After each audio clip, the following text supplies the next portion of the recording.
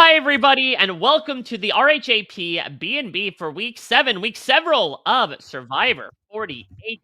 My name is Mike Bloom, here to make, as I do every week, a bunch of mouth sounds, but none of them as mellifluous as what was coming out of Shaheen's mouth on the bench. As we are here talking about double tribal, double trouble as the jury begins. And maybe, just maybe, Liana, Boraas, we are finally firmly solidifying the next phase of the game, perhaps. Oh my gosh, I know, right? It's like we got teased last week, then they got split up into two groups again, despite it being the merge, but now we're in two groups. Now I finally feel like, okay, we've laid the groundwork for the second half of the game. And even though the boots were a little bit predictable this week, I felt like we still have a lot to talk about. And this episode was really fun and really funny. I mean, even just the immunity challenge in and of itself was hilarious. So I think this is going to be a really good time. Yes, much like a baby queen on RuPaul's Drag Race, the boots were predictable. It got brought out on every one way. But regardless, we've got a lot of designs to talk about. And here's a guy who's knows his way around design, a bit game design, that is. Whoa, he did a transition. There we go. Oh. Listen, This I guy's a try to professional. trying to pro. dress He's a for the pro. best for a pro sitting in front of us. So excited to welcome to the B&B, the one, the only from Jetlag the Game, Adam Chase. It's me, Adam Chase. I'm from Jetlag the Game. I have a question for you two. Please. Is there a reason why, and I believe the audience can see this, why in the little names, you're Mike Bloom, full name, and you are Liana, just one name? Is this Liana, intentional? Is there a reason behind it? your witness protection has been outed. Oh no. No, I'm actually going for like a share energy, just like a one name kind of thing. So I'm just working on the branding for that, hoping one day it'll stick. And I'm the exact I think opposite it's in that working. I'm very much a two-name type of Yes. person, that monosyllabic approach to me. So yeah, we're taking the exact opposite approaches, arriving at the same occasion, much like the two boots that we had this week. Yes, no. And I think that it is fair to say that you have the vibe of a guy who would be called by his first and last name. Thank you, or how dare you? I don't know how to respond to that. But Adam, we even need to get beyond Survivor 48. Let's drop the 4, drop the 8 here, because I want to hear your origin story when it comes to Survivor, period. What and when brought you onto, the very program that we're talking about today? Okay, yes. Well, let me tell you. My friend Ian Johnson, who I believe is a listener of Rob Has a Podcast, in fact, big Survivor fan, has been talking to me about Survivor for quite a while. He sort of ultimately convinced me with season, what are we on, 48 right now? Mm-hmm. Okay, so season 47. Season 47 was the first season that I watched live.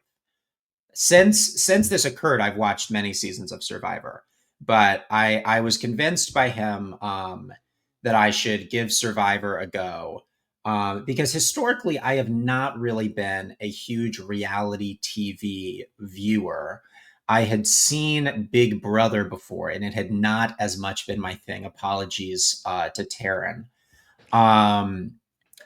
But I immediately, I was very compelled by Survivor, and I sort of, I very quickly understood what was compelling about the show. And since then, I think I've probably watched like 6 or 7 seasons now. I've found that Survivor is kind of undefeated on the metric of things that are good to watch on a long plane ride.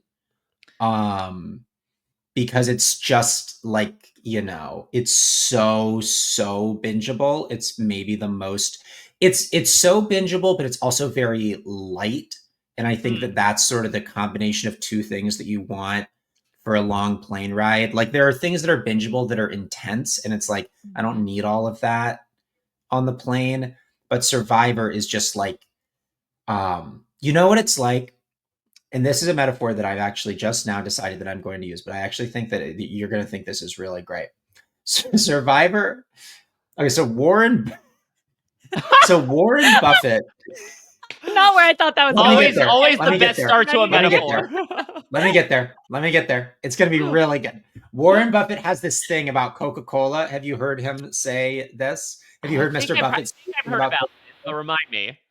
Mr. Warren Buffett, who we're all familiar with, of course, and who we all know personally. Mm. He he's like the thing about Coca-Cola. The reason that it's so great is that when you have a sip of it, you can have the next sip and you're not impeded by the sip you had before. He says it has no taste memory. He's like, many things are delicious or good, but if you have some of it, you don't want to have too much. Like chocolate, it's like if you eat chocolate, your second bite of chocolate, your third, your fourth, your fifth bite, you start being like, I've had a lot of chocolate and my mouth is feeling very chocolatey, right? But Coca-Cola is like you have a sip of Coca-Cola and then your next sip of Coca-Cola, to your mouth, it's like your first dang sip of Coca-Cola. Um, and sort of to this end, Survivor to me is very similar, where you don't get tired, I feel like, of watching it. You're just like, you watch the second episode and the third episode and the fourth episode on the plane or wherever you are, but it's especially good for planes. And your brain is not tired by having watched it before. You're just sort of, you can keep going with you don't get sick of it, I feel like. And this is the end of my wonderful metaphor. Yeah, I'm not gonna lie. The Warren Buffett Coca-Cola, we started with those two things. Not where I expected that to go, but I totally Honestly, it works agree a with lot better you. still than the club condo metaphor we've carried over into this Oh, week as I well. mean, yeah, let's be real. Anything from Jeff trying to force fit is not working. But that's so true, right? And I think that that's why Survivor has had so much longevity. 48 freaking seasons. That's a lot of seasons. Like, that's wild. Yeah, I think that it is It's an this idea. extraordinary number of seasons. Yeah, and I think it's this idea that, there's even like a macro and a micro to this Coca-Cola metaphor, in that, like, of course, every season is going to, especially in the new era, have a new cast, have a new group of people, get a new taste, if you will. But then also, to your point, episode by episode, there are certain narratives that will carry over. And, like, look, I think we'll certainly talk about someone that will linger on the tongues of the fandom when talking about this season in Se, in that, like, she was definitely one of the main through lines of the first half of this season. But at the same time, I think the way that it is sort of made and especially packaged and edited is not as, like, bright, shiny, in your face as something like Big Brother, where it can be a little sensory overload. There are still fun, epic, emotional, especially with this season, moments that occur. But it does, to your point, feel like every time we kind of settle down from the vote and start up the next one, there is a bit of a refresh. And it's good to hear, again, as someone who watches it on the week to week, to hear it be, holding up in a very bingeable format. That's also really nice and makes sense, considering so many people are like you, Adam, including people who are on these seasons, of those who found Survivor very late in the game, fell in love with a season, a player, and have decided, like, all right, I just got to crack open a 6-pack of these things and just, guzzle as much as I can. I think the other thing about Survivor that makes it, you mentioned the 48 seasons of it all, which I think about often as a person who makes a reality TV show and is often asked, how much juice do you think that your thing has? And I'll always be like, well, I don't know. Survivor has 48 seasons. But one thing that I will say about Survivor, this is one of the reasons that as a game designer, I love Survivor, because it's so beautifully designed. Is the fact that it is truly unsolvable. Like that there's like I mean, as I'm sure you know, right? There's kind of a beautifully cyclical nature to all of the decision making that makes it impossible to ever solve it, because the paradox of Survivor, I think, I sometimes find it frustrating, but I think that it's the reason it keeps working, which is that if you start being too good at Survivor, you become bad at Survivor. And I have always found that this is so interesting. And I think it's why this show never gets stale, is because it can't be solved how to win it. Because as soon as you start doing too well, you, by the nature of you doing too well, start to do bad. And so then everyone's understanding of what it means to do well updates, right? And then if you start doing well by the definition of what we've now decided it means to do well, then you start doing poorly again. So like the key to Survivor is that you can never be playing optimally, because if you play optimally, you are not playing optimally anymore, because everybody will now see you as a threat and they'll vote you out. And so this crazy balancing act of how to play in a way that is at least not explicitly optimal to therefore play optimally, but everyone's priors as to what that means are being updated and adjusted and recalibrated every season. Mm-hmm. It means that it can't ever, you know what I mean? It can't ever be solved. And I think that is why it endures. So, I mean, I 100% agree with you, especially the cyclical nature. We see that even playing out this season, where, and again, no offense to the new era winners, I love them all to death, but we see almost the ramifications of that in some of David's confessionals when he's like, we're not letting these nerds win anymore. You know, the big boys are coming back. Whereas there was a time where the big, strong, you know, people, those were the more predominant winners.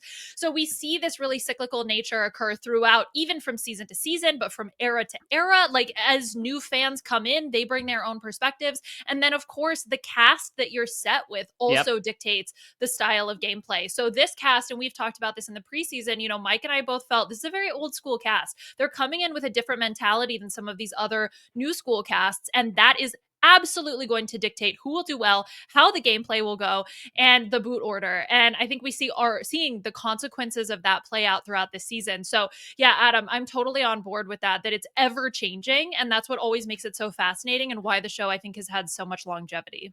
I completely agree, because not only does that allow you to glom onto different personalities, but it does, at its best, try to create this mentality that anybody can win Survivor, right? And, you know, the unfortunate thing is that, as Jeff kind of espoused on what the 46 opening match had, I think, like, some of you right now cannot win the game, just maybe from a demographic perspective, personality perspective, tribe perspective, etc.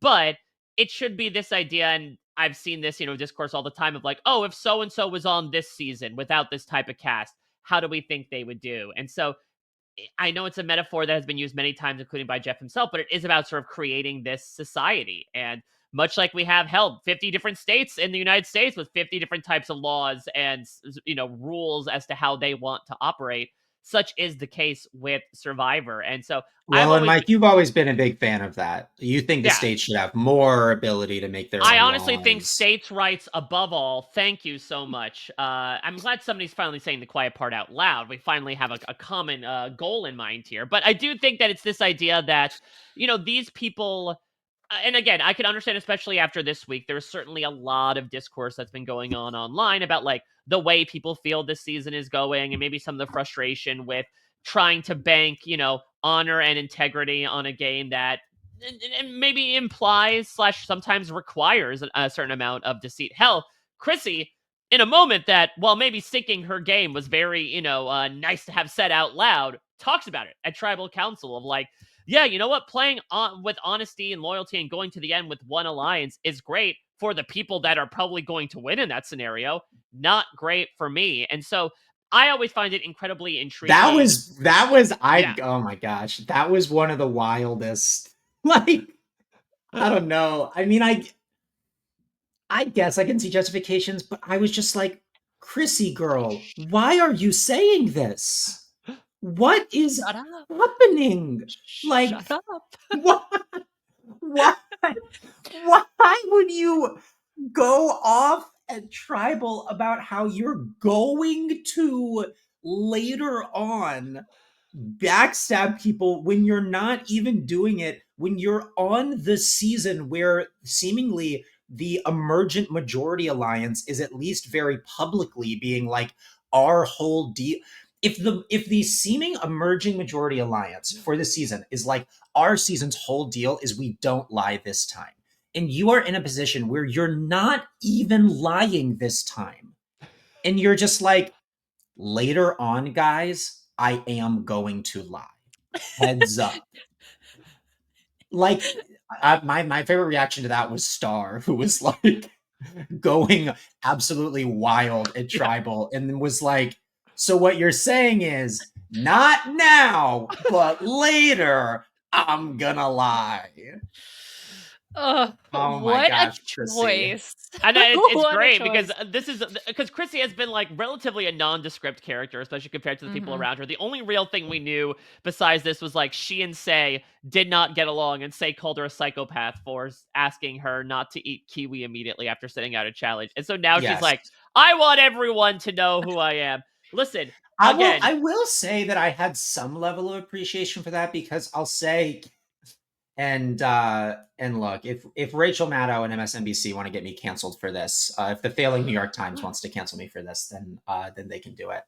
Um I feel like historically the middle-aged white lady on Survivor has kind of been a flop with some consistency. I suppose the exception to this is but I feel like I've seen so many seasons, where you have like the middle-aged white lady on Survivor, because there always is one, and they are so often just like a kind of nondescript, never really make a move player. They sometimes end up going far because nobody sees them as a threat, or they're kind of like a goat, like I feel like we have seen this time and time again. And I at least appreciated that Chrissy seemed to be like, if I, as like, a person who is not that good at the challenges, who is like, not as strong as some of these other people, if I want to win, I need to have a strong resume. I was like, well, it's if we look at our most recent sort of middle-aged white lady flop, Sue, then like Sue never seems to acknowledge that she needed a resume in order to try to win Survivor. She just kind of hung out long enough that she got to the end. So I at least appreciated that Chrissy like she understood that she needed that. I was just like, you should say that. I was like, Chrissy, this would be a great thing to say in a confessional. This is sort of Yeah. not as strong of a thing to say.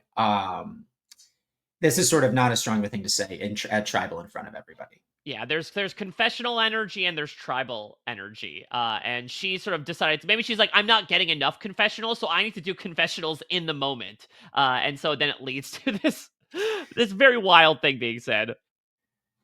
Oh my gosh. I mean, I think Chrissy obviously is an interesting one because she's not in the majority alliance. She's clearly trying to do something to stand out or make some kind of point, but I just didn't really seem to be hitting. And I think especially when there are some consensus targets that seemingly are going to go out this episode, like, do you really want to paint the target on your back for the next couple tribals where this majority alliance, maybe potentially, I don't know, the next time on was very chaotic, may or may not stick together. So maybe Chrissy will be okay because David seemingly has lost it. He's out of milk.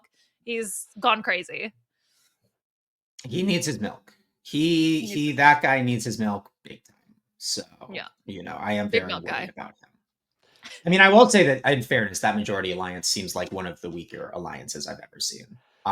So I don't That's really the know thing. that Yeah. it's for real, but And listen, it Yeah. might be famous last words, Liana, when you and I like come back in a month and it's like, oh, these 5 are the final 5. But like, look back to Survivor 46 when there's like, all right, all the strong people are getting together. We're calling ourselves the Six. And it is, for my money, one of the worst performing alliances in recent memory. Like, I think because so many of these people are still going off of first impressions and vibes, they might agree to it on the surface. But I think by and large, when push comes to shove, even you have Kyle and Camilla possibly going for Shaheen this time, throwing him under the bus despite not going for Mhm. him. That like, it's a when matter of when, not if. Now I think that like maybe Joe, David, Eva will not necessarily be the ones to make a move against the alliance, but Kyle and Shaheen are. yeah, And definitely. allies and Well, name Yeah. names. Yeah. I did think that it was a little bit funny that Shaheen was like, you know what? Like this time, I just gotta sort of trust the people that I've put trust in and hope that, my trust is well placed and all that. And then it was like he did make it through, but it was like he's like listing like I've put my trust in Kyle and I just gotta hope. And then you cut to Kyle and Kyle's like, I am trying to get out Shaheen. And and he wasn't able to pull it off, but it was, I don't know. I was like, I don't know. I don't think that Shaheen made it through because Shaheen sort of sat firm in his trust. He seems to have made it through because Kyle failed in his plan. Oh my God. The other key thing about this too is okay, look, I get it. It's an edited show. So maybe these were just the few moments that we were shown at Tribal Council, but Shaheen looked nervous AF. If Oh you no, were he to was very signal, As he should. Like he's like, this yes, is the but time when when there's only 6 people and none of my allies are with me. This is a very easy opportunity to take me out.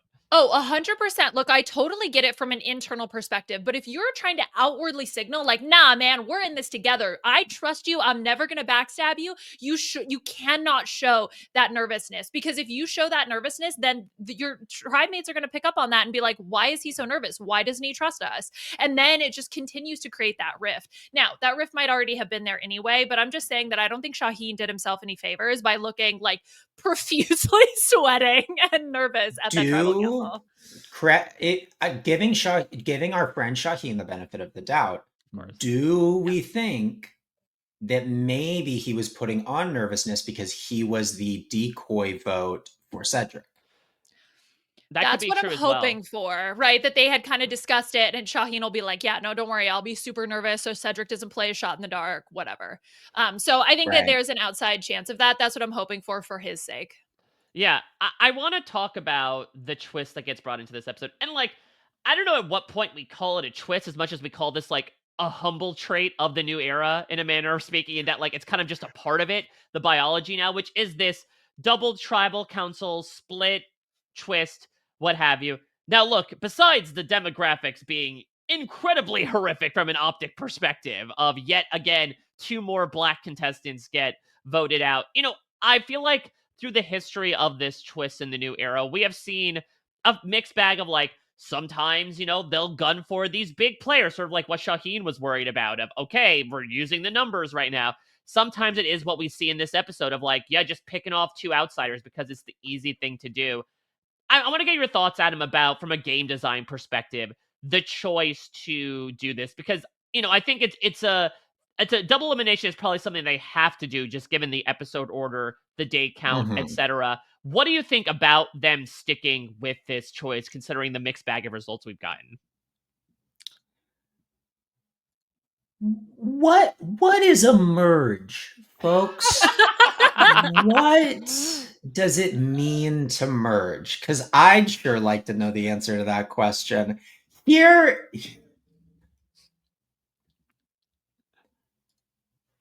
here's the thing. I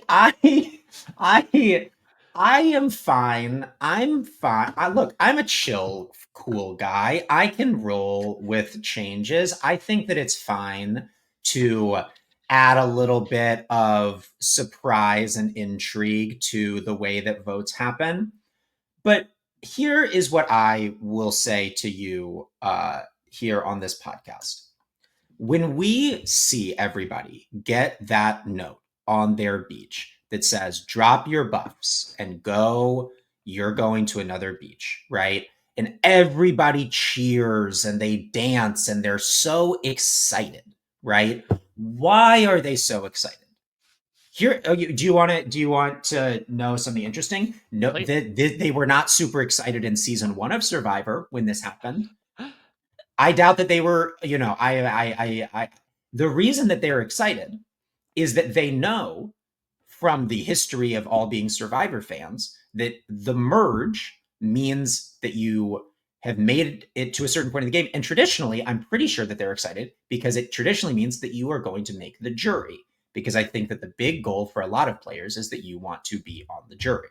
And so I'm like, if you keep doing this thing where making the merge doesn't mean that you have made the jury, and it doesn't even necessarily mean that you've really made the merge, because you're going to merge for a day and then you're going to unmerge and then you're going to merge again. I'm like, I don't know. It feels a little bit to me like it's like if you dilute what it means to make the merge too far, then the meaning of making the merge is lessened. And I don't necessarily think that that's good, because again, like, it makes it so much less of an awesome moment when everybody makes the merge. Like, I don't think people are going to be as excited. Like, I don't know that people are going to be as excited in the future when they get the notice that the merge is happening, because it's like, well, what does that even mean? I guess it means we're all on one beach now, but like,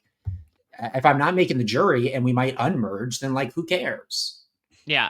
And I think that this twist also kind of folds back into the decisions that you make at this merge, not merge stage at 13 as well. Like we've talked so many times about how, especially in modern day seasons, the mergatory boot, what have you, 13th placer, the charity type, is a very easy consensus choice for everybody because nobody wants to make a move because the next episode, things are going to split anyway. So, like, why put your neck out on the line knowing that Yeah. the next day a random draw might screw you over immediately? So it makes people try to just go for the lowest common denominator, go for the safest choice because they don't know what group they're going to be swapped into the next day. Mhm. Well, I sometimes I feel about Survivor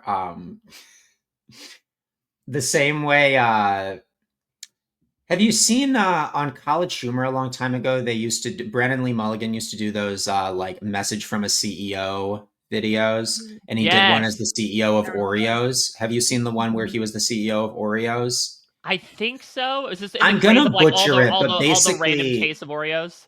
yeah, I'm gonna butcher it, but basically what he says is he's like, stop making new flavors. I understand. He's like, I understand. It feels crazy. We invented the perfect cookie 100 years ago. We don't need to do anything else. It's done. We did it, everybody. We can stop. And sometimes that's how I feel about Survivor, where I'm like, you designed a perfect game 25 years ago.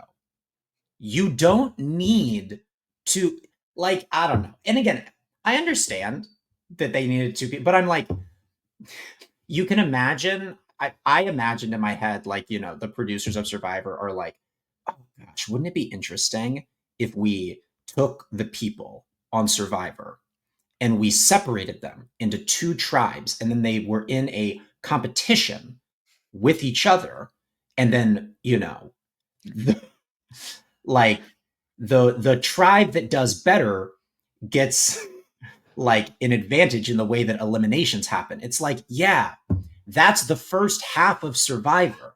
We already did that for the last several weeks. Now we're done doing that, and it's time for everyone to be in the same tribe. What you've invented is what we were just doing before.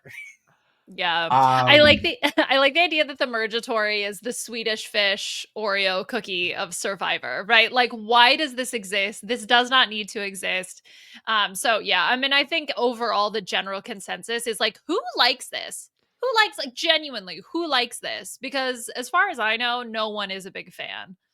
Yeah, I mean it's the Dr. Ian Malcolm quote. You were thinking too much about whether you could that you didn't think so much about Mhm. whether you should. And for me, it's a if we have to do this, I honestly think I would rather see it like they did in 41, 42, and 43 at the final 10, just because I don't want to immediately split up. And I know that jury may not mean a big deal to some fans, but I just hate, and especially given the person that we end up losing here, the fact that someone does not make the jury because somebody in their randomly assigned group did not perform as well as someone from the other randomly assigned group.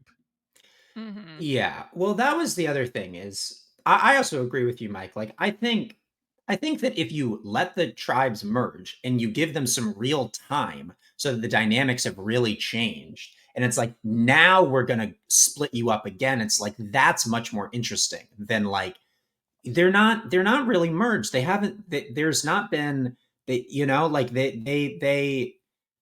they've been merged for like 3 days. Like, it's not that interesting to undo something that you just did. It's like, if you want that to have, I don't know, this is like storytelling 101, right? It's like, there has to be weight and stakes to the things that you do, right? And so Mhm. I think you they didn't give it time. This is my take. I I think the other reason why I particularly don't like it in this season is because we've had this Se Cedric relationship go on throughout the course of this season.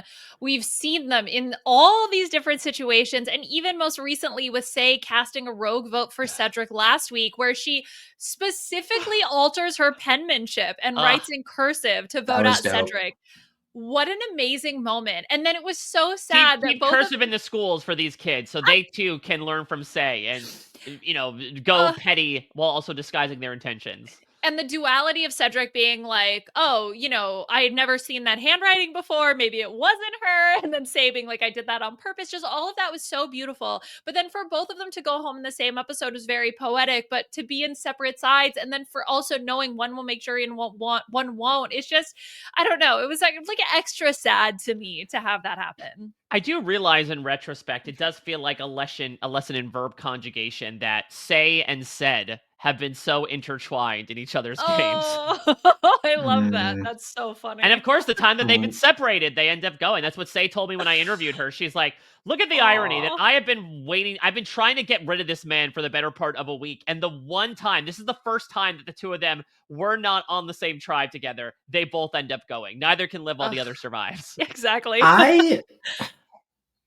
that whole thing, I mean, gosh, I have a lot of thoughts on that whole thing. I understand why Say was mad at Cedric, and I do agree it was a super fun move for her to have written in cursive to throw him off. I also was like, Cedric is kind of your only semi-ally. Like, like he's not a great ally, but I think he is the only one you have, and you randomly voted for him for no. It was a really bizarre little beat. I found it very strange. Um, Gotta be but it petty. was, it was. I mean, I thought that it was really fun that she wrote in cursive, but I also was like, "Where's the strategy here? Like, what? Give me the sort of cost benefit analysis of this one." You can't put a price on lols, okay? Yep. It's That's what so she's true, going and I would for. never try to. That's the thing is that Say is going to do when she gets an idea in her head, like she might have information that changes it. But like remember last episode when she comes back from that Bianca boot and she immediately assumes like Cedric, you voted against me again. I saw my name on the paper. I assumed it's you. And then she had to be convinced by Cedric, like, no, this is how it actually went down. And please, Right. Mitch, can validate that for me. It's just it's the personality from Say that I absolutely love, which is like she gets this idea in her head and it sets up this worldview from her perspective, and she decides to pursue that, perhaps foregoing some social niceties in the process. And then it's interesting to see things from the Cedric perspective of like, and I got the chance to talk with him about a lot of the decisions he made, and I think he shed a lot of great light on it. Where he's like, yeah, people kept saying that I should get rid of Say because she's dragging me down, but like she's the one that's most providing me information. I can't trust the lot of you because I never knew you. And he does bring up, like, and for what it's worth, all these people were telling me, no, work with us. I got my Loggy people. I've got my Siva people. The second I was supposed to work with them, they got rid of me. So, like, what does that say about what you were Sure. pitching me? Mhm. Yeah, I mean, my read on why Cedric got out, I mean, you guys let me know if you disagree. My read on why he got out this episode was, I mean, in part that I think he was part of the what was the tribe that he was part of originally that was really bad? Vula. He was Which original has now Vula, been which winnowed down to obviously, one. In the final 10, we have one person from that tribe left in Mary. yeah.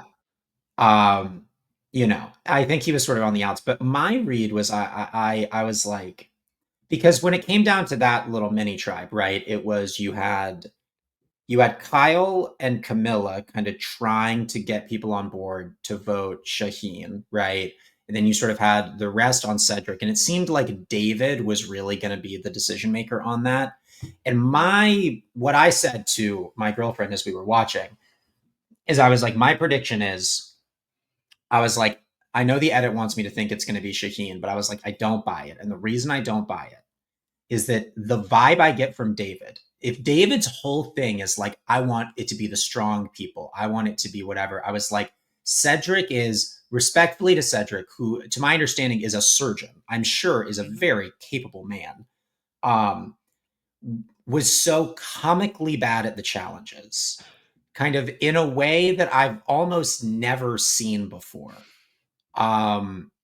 That I was just like, there's no way that David is not going to vote this guy out. Because if David's whole philosophy seems to be that he wants strong competitors to be in the game, and he has an opportunity to choose between a guy who's like a semi-ally of his who is a strong competitor, and Cedric, who is, again, respectfully to Cedric, who seems to be a very nice man and appears to be very accomplished in his career, a truly abysmal performer in the challenges, I'm like, David's going to get Cedric out, because it's just like David's philosophy, I think, of like his value system for the game. And Yeah, so and my take is that, like, I think that Cedric did bad, he wasn't set up well with alliances, but I think that if he had even been like a respectable challenge performer, he would have been a lot more likely to have survived that vote.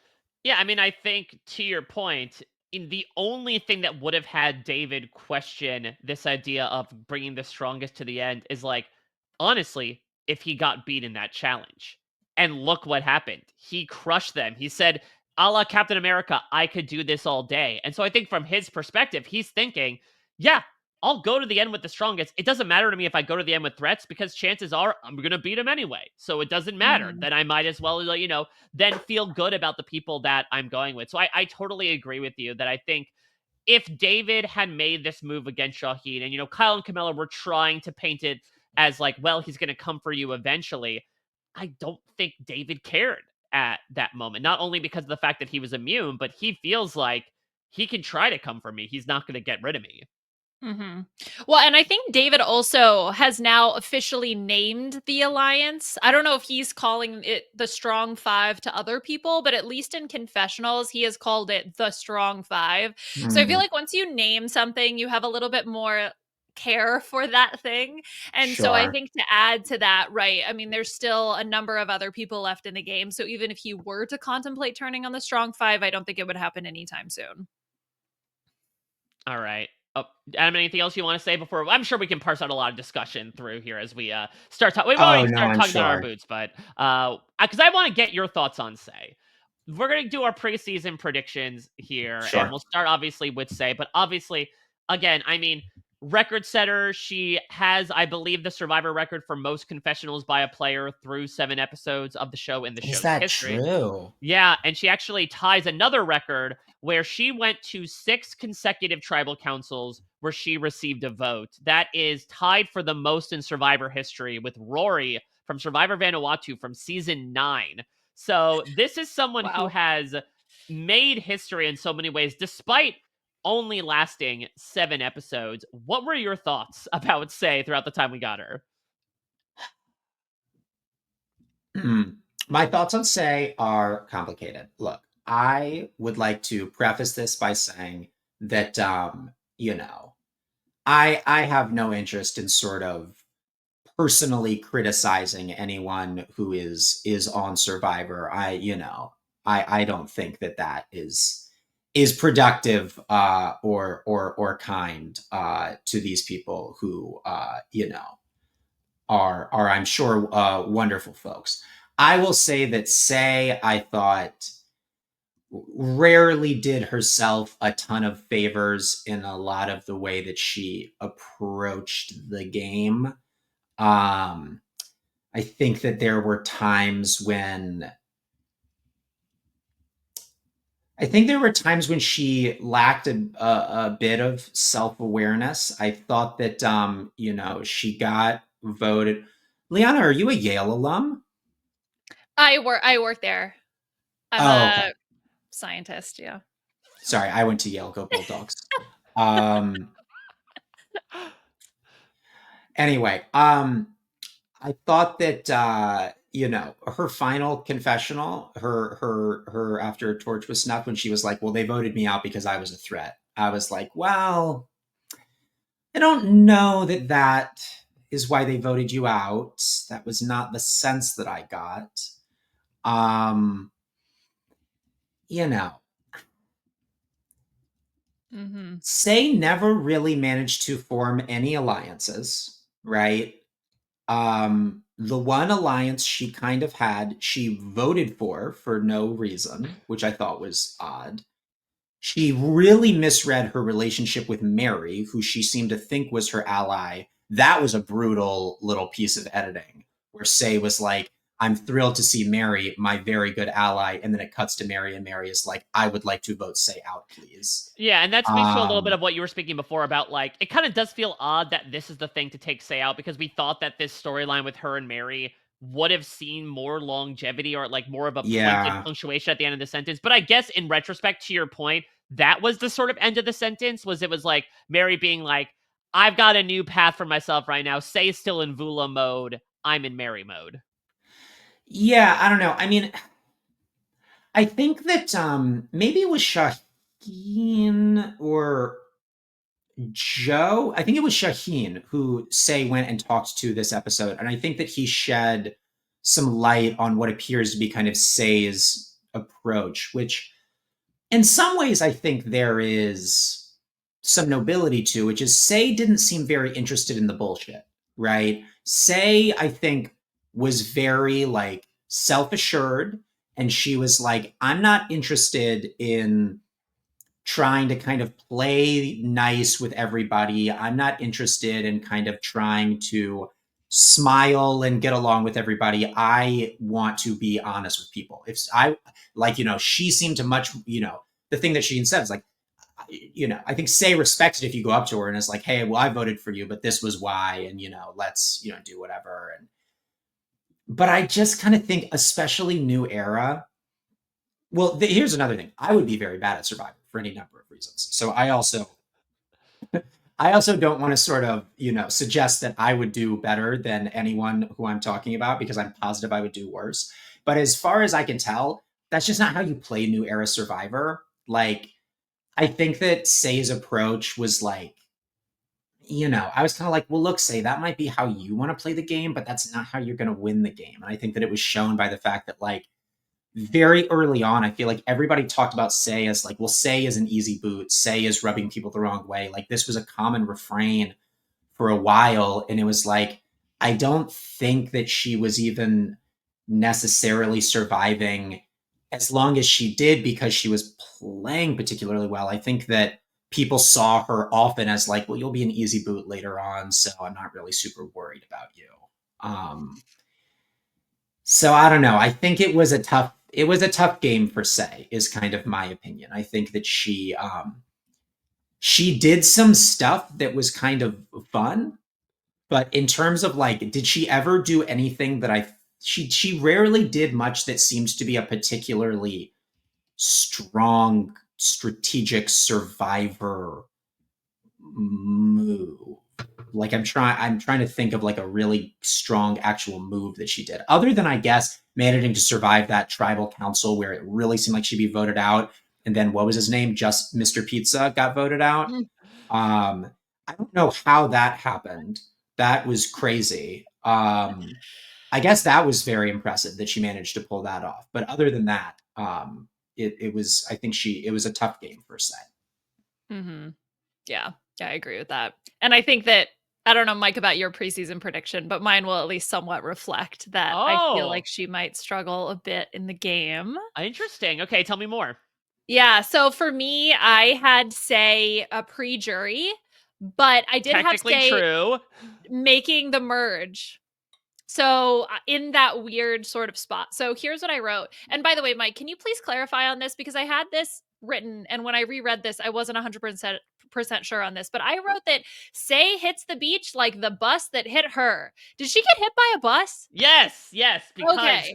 Say told me when I was out there that that she had like was in college and she was like crossing the street and a bus like clipped her. And Okay. bitch, she lived and she has gone on with that resilience of like, listen, I survived a bus. I can survive Survivor.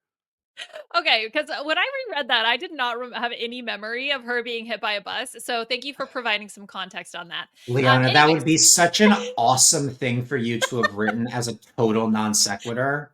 Just like makeup. Yeah, she got Oh hit by my a bus. It's gosh. I'm fine. really actually disappointed that it is rooted in reality, because if it was just something that you wrote down apropos of nothing, that'd be so incredible. Oh See, my that's our gosh, I Swedish know, fish right? Oreos of this game, Liana. Is like we have spent years writing up these preseason predictions of how they'll do in the game. The next step is also write up their backgrounds as well. Just make up an entire story about who they are, much like some people do on the island, where Russell Hans famously talked about losing his home in Hurricane Katrina. Who's to say that someone can't come in and be like, yeah, when I Yeah. got hit by a bus. Oh my gosh, yeah, all the survivors about to be hit by a bus. I'm running with that. Driving with that, I guess I Much should like they're say. running away from that bus. Yeah, exactly. Okay, so to continue on, I said that Say at 60 miles an hour gets her early target of Wow, Stephanie you're really out of the focused on game. this bus thing, aren't you? I really was obsessed with the bus idea. Her early target of Stephanie out of the game at the first tribal council. But as Vula's game starts to spiral, so did Say's. She manages to survive to the fake merge or merge but not merge thing, IDK, whatever that episode is. Anyway, so when we get to the fake merge, all the scattered Did you energy write from anyway in there? yeah. Because again, I just don't know what to call that stupid episode. So let's just anyway, whatever. All the scattered energy from old Vula throws Say off her game, and she has no poker face dealing with her new tribe mates, including her own self-described resting bitch face. This social friction leads to her being the group consensus boot. Her ally was question mark, question mark, question mark, and her enemy was her own facial expressions. So you basically gave her like the Rome exit, right? Yes, Of like exactly. someone who had this sort of like stronghold in the tribe through having advantages, and then when they got to the merge, it was like, oh, okay, well, we're all gonna get rid of you because you're not really vibing with anybody. Sorry, Exactly. Liana, you wrote this before the season? Yeah. That was extraordinarily prescient. Yeah, you should not hear my other ones. You were halfway This is a through, good and I one. started to be like, did I misunderstand what this segment is? Are you reading a summary that you wrote of what Say did? Yeah, I got this was much more spot on than my others. So I'm gonna try to ride with that. So hopefully No, Mike messed you're this one up. always on the money. Liana is always right. That's what we say here. Sure. Yeah, which makes it even worse for me because I did get to sit in on this first tribal council and I saw Say and, Oof. hit that ground driving like the bus, I suppose. For what it's worth though, I did have Say making the jury. So this will be a much more contrived tale, but settle in folks, grab some kiwi. Here is the story of Say. Drafting off the energy that she brought into that first tribal council, Say is a pre-merge wrecking ball. Not only does she get the most confessionals, but the security of her idol ensures nobody tries to take a shot directly at her. Say has her say at quite literally every vote on the Vula tribe. From taking out no vote Cedric, we'll talk about that in a bit, to escaping a tie vote with Mary, to turning on Kevin. When Say hits the merge, she hopes that Vula being winnowed down to a gruesome twosome will make them easy numbers to bring in. But the second attempt at a first impression does not go well, as she immediately bristles with her new tribe members and becomes an early target. Say is forced to flush her idol early in the merge since the information is incredibly public. That said, she has no qualms hitting the jungle again and finding another one the very next day. Eventually, Say's perception gets uncapitalized from goat to goat. That's incredibly tough to vocalize, as she becomes an easy target to someone the Loggy Coalition wants to keep around, someone who wouldn't get any vote from the jury. Say naturally gloats about how her strategic graces has had her fall into the majority. Despite being brought comfortably along, Say seeks to find her own voice. So, in an admirable yet head scratching move, she wakes up and chooses sauce covered violence. She decides Justin, Mr. Pizza, is too deadly to take to the end and conspires to take him out. Unfortunately, in eliminating her number one ally, Say suddenly jumps to the top of the hit list once more. Seen as someone who can't be trusted with endgame plans, everyone brings her tense from present to past, as they said she was too unreliable to move forward. That's a little labored pun there. Say goes out with an idol in her pocket and promises in her exit press that she'll bring it as her luxury item when, not if, she returns. Her closest ally was Kevin, then Justin, then nobody, and her enemy was everyone. That's a lot, Mike. I listen, I had big main character energy from Se that I got off of her in that first tribal council, so I think the tome that I crafted was appropriate to the amount of airtime I assumed she would get through like the And 7th you were place right finish. on the airtime. Yeah, definitely. And not much right on much else. So yeah, pretty easy Liana being in the right here compared to myself.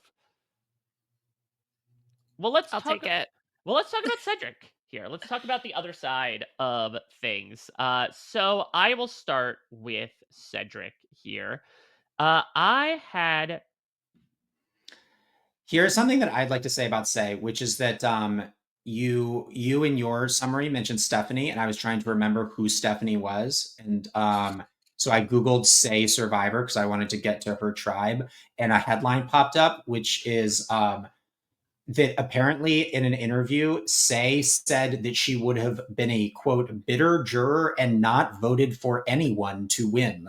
Oh yeah, Yeah. she talked with me about that as well in my interview. That like I had asked her, you were just this close, one Joe performance away of making it to the jury. How would you have voted? And she's like, honestly, I would have really given it to them, and I would have felt like if I didn't want to vote for anybody, I would have voted for Jeff. Which also would have been a very interesting twist if Jeff Probst had won the season. I don't know if that would be the best or worst thing to happen to Survivor. Yeah, is that legal? Can you do that? Can you vote for Jeff? I would frankly be shocked if the producers would let you just not vote. Has that ever happened before? No, it's I feel definitely like it would have been seen as being disrespectful to the game. I know that this is a big thing for Jeff, where he's like, Mhm. you can play within the lines as much as you want. Like, we want you to do all this stuff within the game, but like anything that starts to like disrespect the nature of the game and its rules, like I think he takes that very seriously, is the sense that I get. And so I think if a juror refusing to vote and trying to vote for Jeff, I could see that actually like being like a behind the scenes production problem. I also frankly suspect that Se is not the first person in 48 seasons of Survivor to not want to vote for anybody to win the $1 million. My guess is that this conversation has happened before. Oh, it has, yes. Um, A man by the name of Randy Bailey famously in his jury voting confessional said, all three of you can kiss my ass. And it became very clear to him, as well as maybe many of the people on that season, of like, I don't want to vote for any of you. Even a recent example, with no offense to the final three of Survivor 43, I feel like that attitude was a little prevalent as well, albeit a little less like negatively charged, more so of like, I don't know if these are the three people I wanted to see in the end. But that's also a fun facet of the game that I agree. The idea of like you have to vote for somebody makes it intriguing, because then it's like, okay, now what criteria are you going to weigh above others? Like the likability, popularity factor is not going to be encompassed, obviously, if you don't like anybody. So what are you going to vote for then? Gameplay, other random things that they do, whoever you dislike the least? It is fascinating. Well, I'll also say, and I don't want to get us too off topic, but this is the other, I mean, and obviously I'm not breaking new ground by saying this. This is the other truly brilliant piece of game design behind Survivor, is the fact that the eliminated people then decide who wins adds an incredible layer to it. And my favorite, I actually will say that I really like the new era, the way that new era people seem to approach Final Tribal different than earlier seasons, because they seem much more focused on like who played the most interesting and strategic and compelling game. They seem less interested generally than like in early seasons in like who do I like or dislike personally, or like who am I mad at or not mad at personally. Like the new era players seem to have much more interest and appreciation for like strategy in Final Tribal, which is another thing I like, going back to what I mentioned at the beginning about like the cyclical, unsolvable nature of Survivor, which is like if you're too good at Survivor, they will vote you off of Survivor. But then if you make it to the final three and you didn't do anything interesting and you were just bad at Survivor, you'll also lose. So like Yeah. being the exact right level of clearly good at Survivor is like so interesting and fascinating and impossible. But I don't know. I've been thinking a lot about this because I recently watched Heroes versus Villains and Russell Hands didn't get any votes. And I was like, what the hell? I was like, this guy should have won. Yeah, I mean, what I think is also interesting is I wonder how much, it could be a casting. It also could be the way that the new era tribal council in particular is formatted, where it does feel like back in the days of like each person gets their opportunity to stand up and talk. It does, while it provides incredible moments, one of them chiefly being Sue Hawk's rats and snakes speech. It does at the same time kind of create this energy for some jurors of like, it is my time to talk now, and this is why you should be campaigning for my vote. Whereas with the, sort of like forum discussion, right, where like everyone kind of chimes in with their individual posts and listens to other people talk, it does create more of like a communal sense of things. Now, look, we have had a couple of 5-3 votes in the new era, but I wonder if it's coincidental that we've had so many like 7-1 votes, given the fact that this format is kind of everyone working together as one blob of a jury to be like, "Oh, we're going to throw out questions to you one at a time and you're going to answer them." Yeah, and I mean, it's certainly more discussion based as well, which I think helps to facilitate that like group consensus idea. But it also then allows you as a juror to hear the arguments from other people about what did the other jurors value? What are the things that they're looking at in terms of picking who is going to represent their season as the winner? Well, I kind of suspect, and I mean, I could be wrong about this. I kind of suspect that much like voting people off on Survivor, there is ultimately just bias towards consensus because, Hmm. you know, once you realize, once the numbers are there for someone to win, which I think you can probably suss out, then you have to ask yourself the question, do I want to have voted against the winner of this season? Do I feel strongly enough that that consensus is wrong that I want to sort of make my voice heard through this vote? Or do I want to sort of throw my weight behind the group, be more of a team player, like speak with more of one voice on this? And I can see it like, I think that I imagine is part of why we see more of a consensus in votes is that, like, you know, once the numbers are going one way, you just have to decide if you're going to get on or get off, but you can't Hmm. change it. Well, speaking of consensus, let's talk about one of the victims of a consensus vote here, as mentioned before, in the form of Cedric. So I'll read my preseason prediction about Cedric first, because I had him going pre-jury. I said, due to his calm, mild-mannered headspace, Cedric is the most purple of the green Vula tribe. He'll mainly get content around the chaos happening around him, in essence saying, hold on to your butts. As the two most down to earth people among the air signs on Vula, Cedric and Justin click early on. I try to make Crack and Crust work as their alliance name, but nobody bites. Cedric is sent on the first journey of the season, where he unfortunately loses his vote. His fate, evidently, is far from bootyful. In an effort of full transparency, Cedric tells his tribe that he lost his vote, but that is music to Se's ears, who's already looking to break up the tight duo of him and Justin. So she brings together her closest ally, Kevin, and outsider, Mary, making him the butt of the tribal council joke. His closest ally was Justin, and his enemy was Se. That's Mike, was there some plot line related to Cedric and Butts that I missed? Why was this the He's a through line? colorectal surgeon. He's a butt He's a doctor. yeah, colorectal yeah, surgeon. And now yeah, everything's making See, a that lot this more could have been my sense. bus, where I was yeah, like, no, I just decided to do a yeah. bunch of butt jokes about a player. Poor Cedric. No, so that's very interesting. So I had Cedric actually in a very similar position, Mike. I had Cedric as pre-jury. I said, "Sweet baby Cedric is just too good for this cutthroat world of Survivor, and no amount of training could prepare him for the chaotic world that is Vula pre-merge."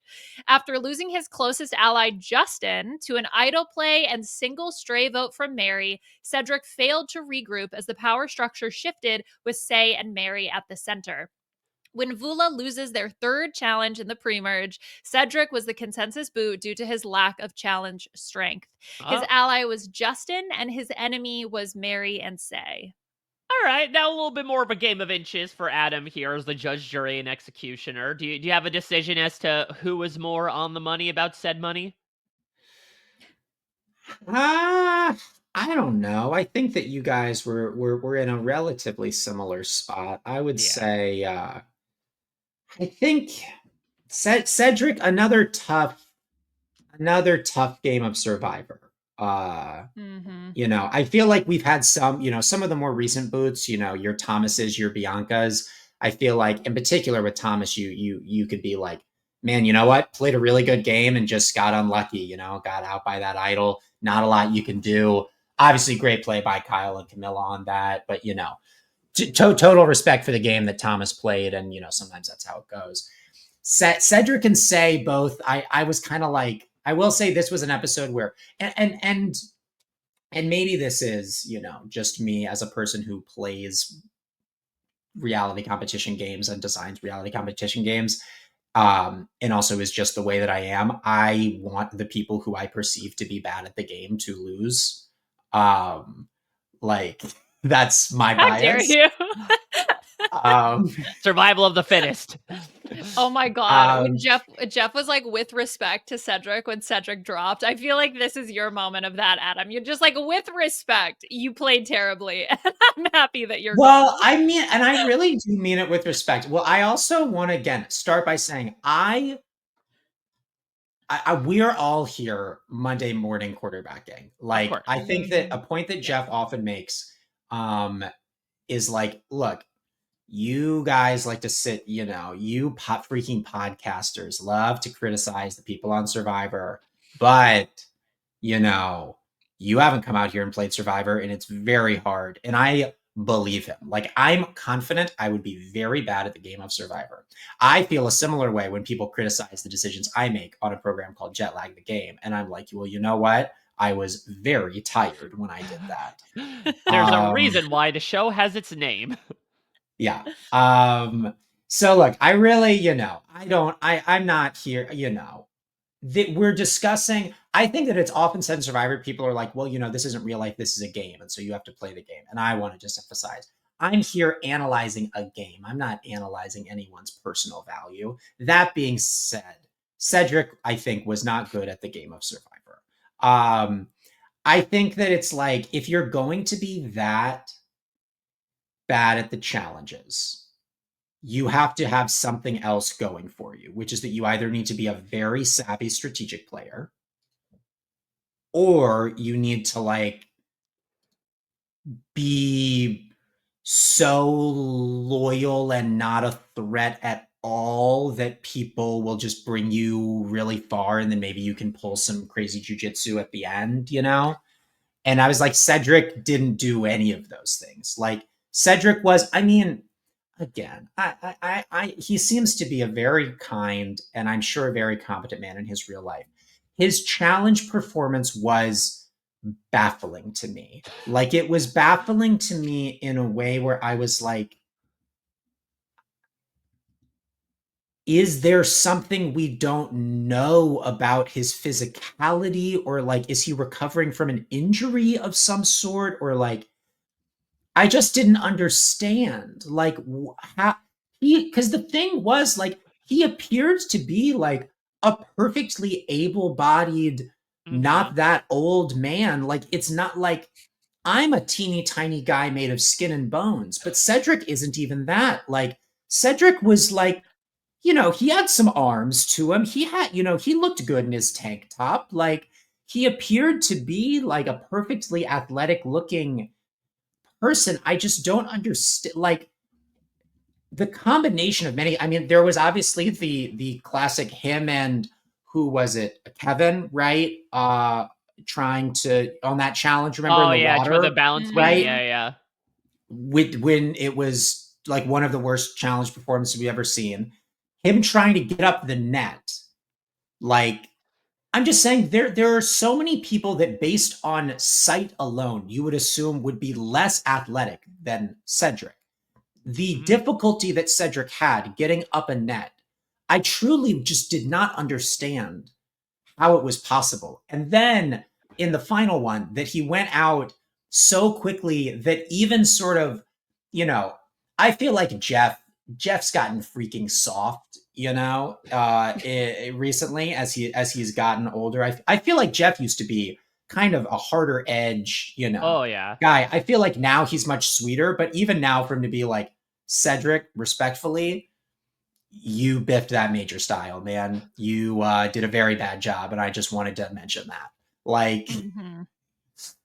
I was just like, come on, said this is a tough situation. I also felt so bad for him because like he would feel so bad about how bad he had done at the Yeah. I challenges. know. And I mean, again, it's like I didn't, I wish him truly nothing but the best. He seems like a very sweet man, but it was like he was bad at them in a way where it was really notable. And then also it was like the biggest strategic decision that he made, which I would argue was voting out, keeping Se and voting out his closest ally, Justin, was shown to be very, very, very obviously a terrible decision in that the biggest decision he made was to save somebody who would go on to randomly vote for him for no reason in cursive to trick him. It's like, this is the person that you are going to save in your most important decision that you're making. It was just like, so if you're not playing a strong physical game and you're playing a poor strategic game, and also like, he was part of the decision to physically weaken his tribe by voting out Kevin early on. It's like, so you're going to put your tribe in a bad position for the challenges. First of all, you're bad at the challenges. So you are going to contribute to a lot of people on your tribe being voted out. So even though you don't get voted out in that stage, it's going to put you in a bad position later on because two, as your tribe is getting weakened, you're weakening it by voting out strong players, right? Leading to even fewer people being there. And then three, you are going to not even you're going to keep yourself tied to that tribe in people's minds by sticking with a person from your tribe, Se. So unlike Mary, who has managed to completely separate herself from the history of that tribe and seems to be fine, you're going to tie yourself to that tribe in a way where you're still bogged down by it. And you're going to tie yourself to for a person who is not even your ally at all, who actually hates you and is voting for you. It's like you didn't, sorry, I've gone on perhaps too long, but No. he played, in my opinion, he was not very good at the game of Survivor, and I very frankly thought that he deserved to be voted out. And this is the end of what I have to say. Take that, Cedric. Okay, so let's transition away from our booths and let's talk about the immunity challenge. So the game that we're going to play today was inspired by the immunity challenge as well as the name of the merge tribe, which as we Oh, discussed last yeah. week, named after milk. Which, by the way, actually, before we play the game, Kyle had a few very fun moments. I just want to acknowledge. One, I appreciated his shout out of P90X. Yeah, Because I feel that like as that someone, felt like I've not heard. That's a name I haven't heard in years. I know, I've not heard that in like probably 15 years. A P90X reference. kind of obsessed. So I'm happy he brought that up. And then we also got another overexcited Kyle moment at the reward when they're talking about the fact that they got to see the record set on Survivor, and Kyle goes, "Sick!" Which reminded me of his like praisal of David living in a trailer in Oh, his dad's it front literally made yard. me think about the same thing. That's It Oh was awesome, my the man. gosh. same energy. Wow, that's awesome. Yeah, just like way The too excited about it. Can I tell you something? Please. I the other day, apropos of nothing, remembered that, and I felt I was upset for the next like 20-30 minutes, feeling the secondhand embarrassment of that moment for all parties. Truly one of the True. most uncomfortable things I've ever seen happen in the history of television.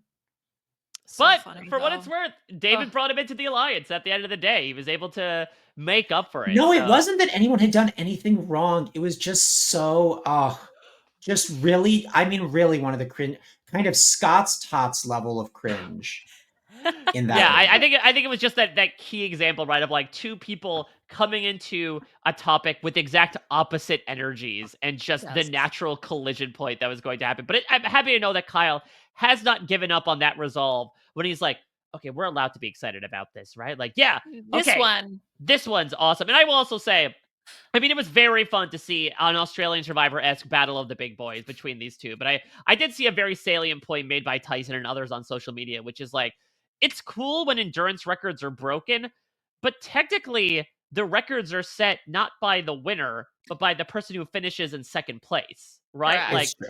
it's not to say that, okay, Gabler lasted the longest and now David is better than him. It's more so that like the person who finished second to Gabler was worse than Joe when you kind of extrapolate all that stuff out. Yeah, right. It's true. It's true. This is I actually hadn't really considered that, but that's actually a very interesting observation. Okay. Well, let's see. I mean, I don't think that logic will apply. There's no records to be broken here. Although, I guess this is the first time we've ever played Oh, this game, there we go. so maybe we will We've got a be very good setting chance of setting the record. exactly. Okay, so shout out to Eric, listener who suggested this game idea. So the way that this game is going to work, it's called Got Milk, and I found this horrible meme of Rupert. So Which those is who are wild watching the because video version can I'm appreciate fairly this. sure that back in Survivor's, like, I can't even say heyday because it's still very popular, but like mass appeal. They actually did Got Milk ads with. I remember the final four of Survivor Borneo, the Toggies, Yep. and they did one with I think the final three of Survivor the Australian Outback as well. For whatever reason, like these people are so nutritionally deprived, they're going to do a milk advertisement to show Hmm. how what they were not able to get out there on the island is what you need to go through the day to day.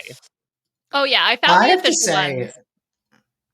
oh sorry, Go I ahead, was just Adam. going to say, I want to be in. I don't know if this is a popular opinion or not because I haven't really engaged. I haven't seen anyone comment on it, but I just want to say for one that I am am a number one product placement on Survivor Defender.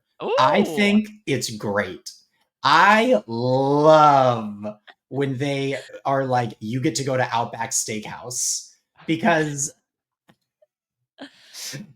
it's so it's both one so funny to me, the specificity of like we're going to give you Outback Steakhouse here on Survivor, and two, I am like, I don't know, maybe it's because I am a reality television producer, maybe this is sort of my capitalist greed coming in, but I'm like, Survivor has built arguably the greatest vessel for food product placement that's ever been conceived. The Yeah. level of excited, because the thing is, I feel like product placement is always so eye rolly, people feigning excitement about this thing that they don't like, that you know that they don't actually use. You have a ex famous person plugging something that you know they don't actually eat or use or Right. whatever. But the thing is, when you tell all the people on Survivor that they get to have Applebee's, they are genuinely fucking crying about how much they want Applebee's. And I'm like, this is what product placement should be. I think it's, I don't know. I love it. No, Anyway, I mean, it is, like, the best example I can think of in television of any port in a storm.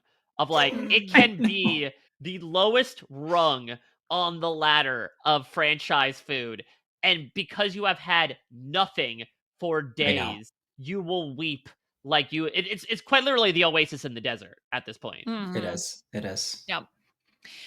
So the way that this game is going to work, to go back to our Got Milk game. So again, shout out to Eric. Just want to give credit for the game idea. So the way that this game will work is I have picked a few different foreign languages. So Adam, maybe you have a leg up on this one. But I what do I've not. done is well, so what I'll do is I'm going to present to you three words in a foreign language. One means milk, the other two mean other random words. Okay. So, what's your goal? Your goal is to pick the correct one, the word that means milk. So, we'll go back and forth. Mike, you're going to kick things off, and you are going to start with the beautiful language of Latvian. Now, I Oh. want to go ahead and apologize. I speak in none of these languages. I have the phonetic pronunciation, and I am going to do my best. So, Mike, you're going to kick things off, as I said, with Latvian. So, your three words are piens, soons, and Maya.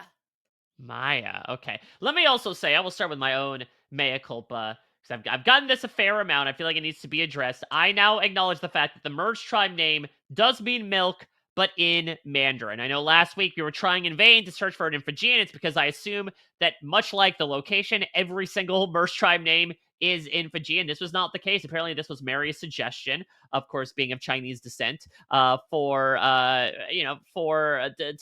think she said something about how she wanted to make it the tribe name so that her parents, like, it created an excuse to create subtitles so her parents could watch the show, which is like very, very sweet. So cute. Unfortunately, all in effort and vanity here. But I want to establish it is Mandarin. I was incorrect, and I'm sure I'll be incorrect about Latvian here because Maya makes the most sense on the surface, given the fact that it shares the same first letter here. This was my instinct as well, I have to say. But I'm Okay. yeah. You know what? Are you locking? Yeah, I'll go with Occam's razor here, and I'll say because I think PNs. I feel like that means like feet. Soons. I'm not entirely sure. Anybody here notice what PNs is an anagram for? Anyway, what's the answer? Yeah, exactly. Well, maybe you need a good dose of PNs because that does mean milk. Soons is dog and Maya means house. So, Mike, unfortunately, that's no points for you here. Love that which, little by the little way- man in the corner. Shout out to Dr. Gregory Dr. House. House. Yeah. By the way, yeah. So all the pictures that are going to represent milk are actually the big beefy boys that won this challenge, which with a super small, teeny tiny like reference. But David doing the flexing was giving Brooklyn Heights in that lip sync against Evie Oddly when she's pounding her pussy on the floor and she's looking at her nails. Sorry, not sorry. Sorry, not sorry. It was that moment. So anyway, okay. So also, I hope you include that one pick of David. I don't even need to go into specifics for you to know. I don't know what you're referring to. Well, I'll say perhaps a PNs might be attached to the bottom of that photo. Okay. I don't think there's any PNs in this in this slideshow, but we'll see. Adam, let's go to you. Your language is Filipino. So your 3 words are aso, too big, gatas. Those are your 3 words. My PNs is too big, as some might say. Too big. I am going to guess too big because it's my favorite of those 3 sounds. I like that. Well, I'm curious if you prefer drinking water compared to milk because too big means milk, aso means dog, and gatas was the right word for milk. The more you know. Is one of them always going to be dog? Is this the trick that it's milk, dog, and miscellaneous? No. No. Unfortunately not. I just really like this picture of this puppy, so that was why it got to stay. Gatas was the one I was most confident it wasn't because I was like, well, that I'm almost certain is going to mean cat. Yes. So I did pick so obviously I had like I was thinking about Spanish or French or a language that which is why I said that PNs might be foot because I was thinking like piedra. I think it's Italian for foot. Right, exactly. So I went with ones that are going to be a little bit more difficult. So sorry, boys. Mike, we're going to go back to you. We're talking Turkish. So your 3 words are suit, kitap, and a'ach. I think is how you say that. It's a'ach. Okay. Kitap and suit. I feel like, how much flair do you want to throw onto a word as bare bones and it helps your bones as milk? Like if I were creating a language, I would want the most commonplace words to be the ones that are easiest to say, easiest to spell. And I'm sure for the Turks, aach is rolls off the tongue, but maybe not from a writing perspective. So I will discount that one. Okay. I will go with, give me kitap. Kitap. Okay. You were incorrect. I'm sorry. It is suit. Also a very simple word, but that would have been the correct answer. So Adam, we're going to go back to you for Greek. Your 3 words are... Oh boy, good luck, Liana. Petra, Gahala, or Ilios. I've heard of the word Petra, and I'm almost positive it doesn't mean milk. So I'm going to say that I've got a 50-50 shot, and I'm going to go with the second one. Okay, Gahala. That is correct. Whoa! Yes, like Helios, Ilios. Petra means rock. I did know that Petra means rock. Yep, that is Why correct. you should put Adam, you you're should have on put a picture board. of Joe in there. Oh my gosh, I know, right? No, it would have been too confusing. Mike, we're gonna go back to you. Korean Ooh. is the language I All was right. just Well, in listed on Korea. this one. I was I gonna say, oh, know. I thank actually, goodness. I actually had these two swapped, and I was like, no, I can't give Adam that one. So, Mike, this one's going to you. Your three words are kot, goyengi, and uyo. Let me just ask, do you know this, Adam? I certainly do not. Okay. That makes me feel better. So it's Cote. What's the second one? Goyengi and oyo. I think oyo, something like that. That's the Well, phonetic I pronunciation. will say, let me go just purely off of visual here. And the Korean Okay. language is beautiful. The last one, just from a pure symbology perspective, looks like David and Joe. It's just like two big, strong men sharing a glass of milk together. So I'm gonna go with Oyo, Oyu, however you said it. Oh my god, I'm obsessed. Yes, Mike, that is correct.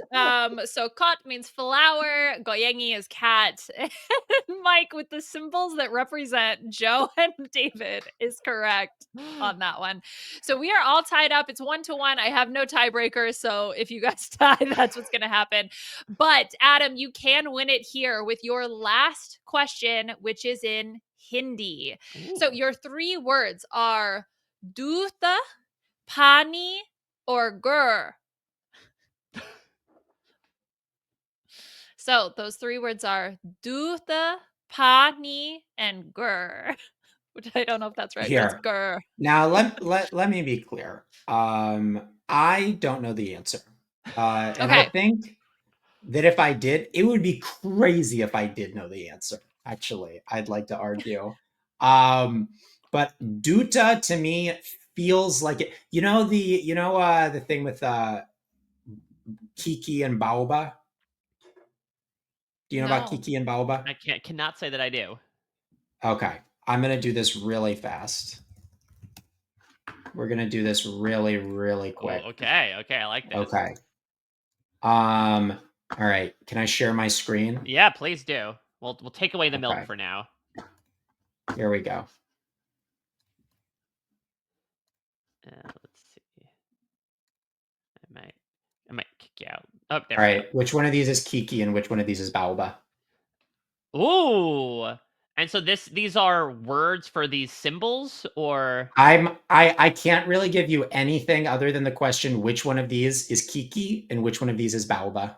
see, I would I say, what did you think, Liana? Kiki. So Kiki is the sharp one because of sharp sounds, and Yes, Baoba is the soft one because of soft that sounds. was my exact same logic as well. And this is of course correct. Kiki and Baoba is this is a phenomenon that is seen across sort of all cultures and languages that anybody sort of in the world, anywhere in the world, will correctly identify usually which one is Kiki and which one is Baoba, which sort of suggests that across the whole world, the way that things kind of feel in your mouth has an effect on their meaning. And it is to this end that my guess is the first one because it felt like milk to me. Feels like milk in the mouth. You nailed it. It Wow! really is. Congratulations, Adam. You are the winner of the game. I brought Record back water setter. for Mike.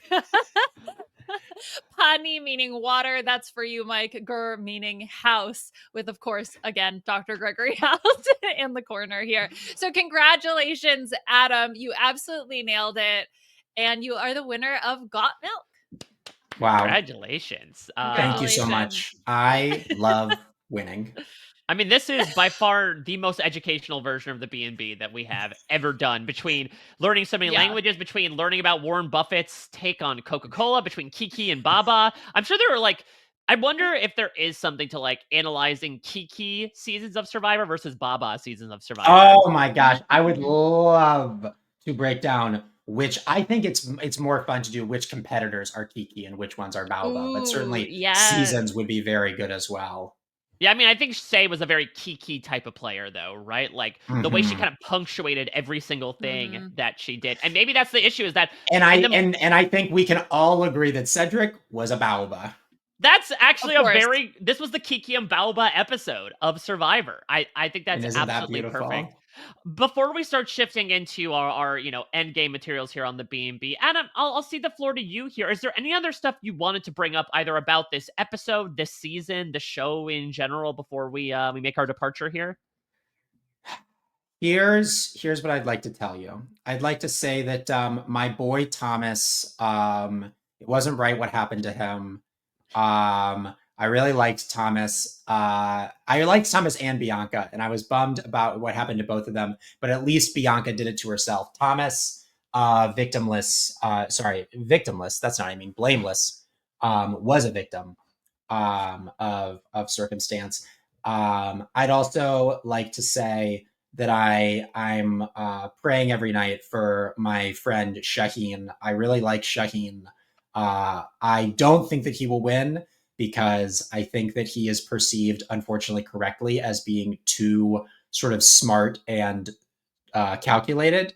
But I really like that guy, and I am wishing him all the best. Are you going to hire Shaheen as your music producer for the next season of Jet Lag, considering all the great a cappella music he can Ooh. make? Oh, I also, sorry, I can't believe we didn't talk about that. That ripped and ruled. Oh my God. That was so fun. I loved Shaheen for sort of doing that bit. I loved the editors. Oh, the editors were having so much fun. Speaking as a person who, in fact, edits a reality TV show, I was like, man, I mean, that's the true heroes of Survivor, apart from the people who designed the game like 23, 24 years ago, are the editors. I mean, the edit on Survivor is extraordinary. I'm able to say this as a person who edits a reality TV show. Um, God, the Survivor editors are really, really good.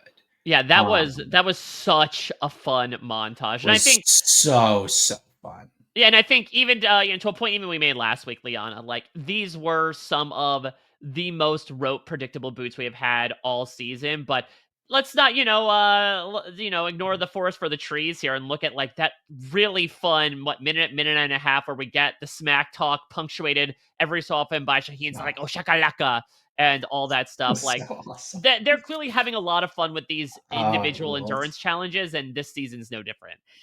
Well, that and also the Exactly. casting blurb that popped up, right? So the fact that they put up the URL, that was the moment that made it really funny and turned it like more camp, from cringe to camp. So I really appreciate everything that the editors do. And that's the thing, is that even though, yeah, it was a bit predictable, this was still such a fun episode. All right. Well, Adam, bring us home here. As we do every week on the B&B, we cede the floor to our guests to provide a charity or cause that is important to them that they want the listeners of the podcast to know about. What would you like to highlight for the crowd this week?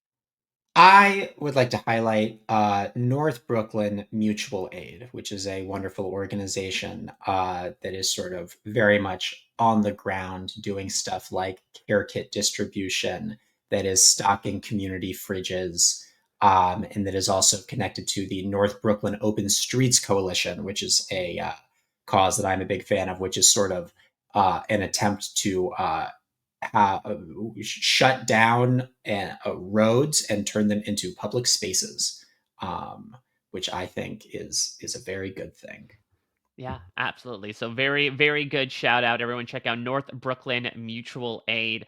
This was an absolute blast. Thank you so much for taking the time to come on, to play some games with us, to pass the time, making various mouth sounds, the Kiki and the Baobas of it all. This was an absolute pleasure. And if people want to check out more of the stuff you're doing, of course, Jet Lag the Game is going strong. For the uninitiated, can you just briefly talk about what it is and how people can find it? Sure. Yes. Well, Jet Lag the Game is a series that I make, and our little one sentence that we like to say is that we play board games where the world is the board. So I would say that in the CBS universe, think The Amazing Race, but what if vloggers did it, and what if it was sort of designed in a much more like board gamey way, Mm. sort of very much about Another sentence that we like is it's a travel show. It's a travel game show where the travel is the game. In many ways, The Amazing Race is a travel game show where you travel in between little mini games that you play, and our show is a game where the actual travel is the game that you are playing, where going and trying to get on a last minute flight and figuring out the right train to get on, making it on it before it leaves, is sort of that's the whole deal. We've done seasons where we played hide and seek across a whole country. We have done seasons where we have done various races. We did a race where we circumnavigated the globe. We are just now wrapping up a season where we race to visit the most countries in Europe. Two teams racing to get to the most countries in Europe. And yeah, it's a fun little show, and it's in fact covered on the wonderful RHAP Has a Podcast Network by Taryn and Sasha, and you can listen to their coverage. And I would actually recommend that you can just listen to their coverage. There's no need to watch the show. You can just lock into what they have to say about it, and you'll get the gist. That is so incredibly humble. This is, you'd be like, you don't need to check out the source material. Just check out the ancillary content. Yeah, just lock in. Just lock into what they have to say. It'll be shorter that way. Any social media you'd like to plug as well? Any other project for the listeners out there? Oh, sure. You could follow me at Adam H Chase on various platforms. I think actually on Blue Sky I managed to get straight up Adam Chase. There ain't no H in there because I was an early adopter. So you can pop over there. That's easy. You can find me there. Amazing. Liana, you have recently made public that even though you could argue no big moves were made in this episode, you have made up for it in person with the quite literal big move that you are making. Oh my gosh. Yeah, we talked about this on the PAL. Puya and I are moving. So everything is very chaos right now. Talk about the Vula pre-merge being chaos. Things are chaos in our household as well. So check out the PAL for all details on our life updates. And then, of course, Drag Race coverage is going strong as well. We're going to be talking about the lip sync Lollapalooza this week and then closing out the finale the week after. So what a gag. We're almost done. And you can follow me on social media at Lianaism. And you can follow me at a Mike Bloom type. Of course, check out my Exit Press with Se and Cedric. Two really great chats. I absolutely loved everything that Se brought to this season. I very much see your earlier points, Adam, that, she channeled strategy through a very different way we've seen, especially from a new era contestant. And it was so incredibly interesting and refreshing to not only watch it, but break it all down with her in my interview. And then talking with Cedric, where he gave a lot of insight as to the aforementioned suddenly turning on Justin, to deciding to take Bianca's information and turn on her. So he gave a lot of great insight as well. Really encourage people to check that out. Outside of that, my usual coverage of The Amazing Race, aka I guess CBS's version of Jet Lag Animator speaking.